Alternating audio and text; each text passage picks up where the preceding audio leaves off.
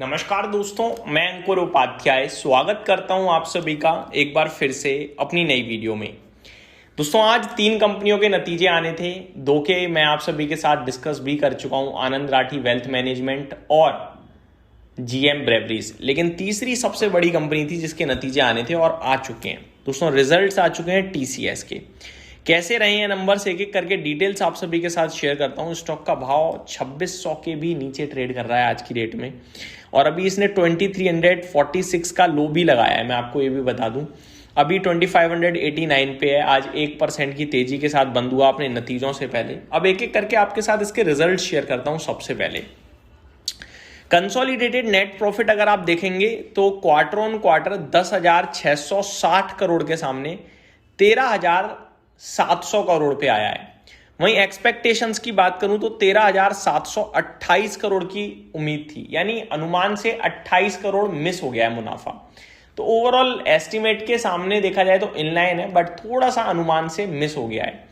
आगे बात करते हैं एबिट की, रेवेन्यू की बात करते हैं। पहले रेवेन्यू की बात करूं तो 67,100 करोड़ के सामने 70,700 करोड़ पे रेवेन्यू कंपनी ने क्लॉक करा है।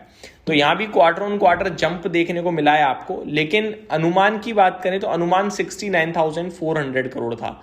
तो रेवेन्यू के फ्रंट पे अनुमान को बीट करा है, लेकिन मुनाफा अनुमान से कम है। तो 1-1 हो गया है यहाँ पे, ऑलमोस्ट टाई है अभी तक। रेवेन्यू देखोगे तो अनुमान से काफी अच्छा है, 1300 करोड़ ज्यादा रेवेन्यू कंपनी ने क्लॉक करा है। तो मैं पॉजिटिव लेके चलूंगा इस आंकड़े को काफी ज्यादा। अब चलते हैं ऑपरेटिंग लेवल पे, एबिट की बात करते हैं। सबसे पहले 16,900 करोड़ के सामने 17,800 करोड़ का कंपनी ने एबिट पोस्ट करा है, जिसमें एक्सपेक्टेशन 17,600 करोड़ की थी। तो यहां भी अनुमान को बीट करा है 200 करोड़ के फिगर से। तो अभी हमारे पास 2 पॉजिटिव 1 नेगेटिव हो गया है। एबिट भी अनुमान से बेटर आया है, तो मैं पॉजिटिव लेके चल रहा हूं इसे। मार्जिन पे आते हैं, 25.17% से बढ़कर 25.3% पे आए हैं।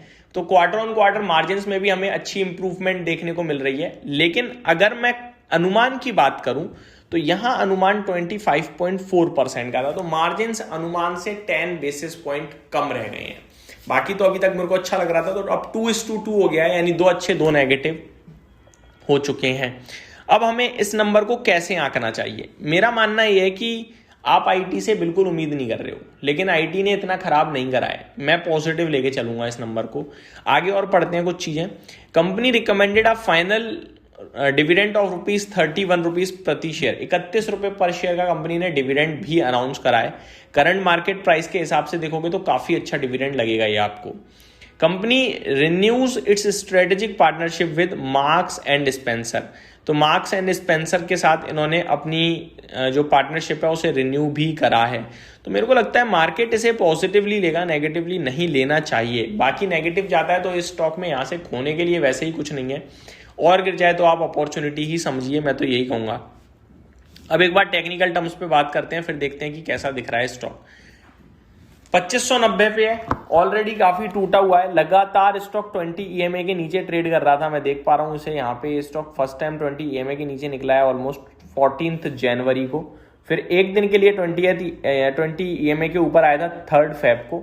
उसके बाद से लगातार 20 EMA के नीचे ही है। अभी बीते 3 दिनों से लगातार 20 EMA के ऊपर दोबारा निकला है। 7 अप्रैल को 20 EMA के ऊपर निकला। 20 EMA था 2472 का, और स्टॉक 2540 पे बंद होता है। फिर अगले ट्रेडिंग सेशन में भी ऊपर ही रहा 8 अप्रैल को, और आज के सेशन में भी 20 EMA के ऊपर है। आज की करंट सिचुएशन में क्लोजिंग है 2589 की, और 20 EMA 24,891 का है। तो नीचे से देखा जाए तो काफी अच्छे ऊपर है, 3% समथिंग का अभी 20 EMA और करंट मार्केट प्राइस में गैप बन रहा है। वॉल्यूम्स की बात करूं तो लगभग 40 lakh shares average on an average trade हो रहे हैं इस स्टॉक में, जिसमें एवरेज वॉल्यूम डिलीवरी परसेंटेज जो है वो 45% समथिंग का है। मेरा मानना ये है, देखो इस स्टॉक को यहाँ पे खोने के लिए ज्यादा बच नहीं रहा है कुछ आपके पास। टीसीएस जैसी दिग्गज कंपनी 18 के पीई पे है, देश की सबसे बड़ी आईटी कंपनी है, और इसका मार्केट कैप 9,36,000 करोड़ का रह गया है। इसका मार्केट कैप एक समय पे 15 लाख करोड़ का था।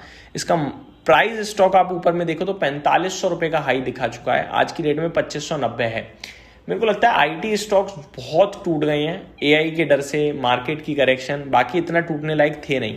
अब आईटी में इस कंपनी ने जो नतीजे पोस्ट करे हैं वो आई थिंक मेरे को नहीं लगता कि इतनी गिरावट के लायक योग्य हैं। दूसरी तरफ अगर आप नोटिस करो तो आईटी स्पेस से विप्रो ने बायबैक अनाउंस करा है, जिसके बारे में भी मैं आप सभी के साथ डिटेल में आज बात करूंगा। और इस कंपनी के नतीजे भी, दोनों चीज़ों को देखते हुए मेरे को लगता है ठीक ही है, ज़्यादा कुछ खराब नहीं लग रहा है मुझे, गिरने के चांसेस कम है।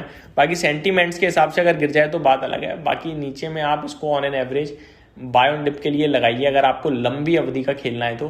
करंट सिचुएशन को देख रहे हो तो आईटी उतना फ्लेवर में है नहीं। ये मेरी तरफ से अपडेट है, उम्मीद करता हूँ डिटेल्स पसंद आई होंगी। Thank you so much for watching this video, have a great day guys.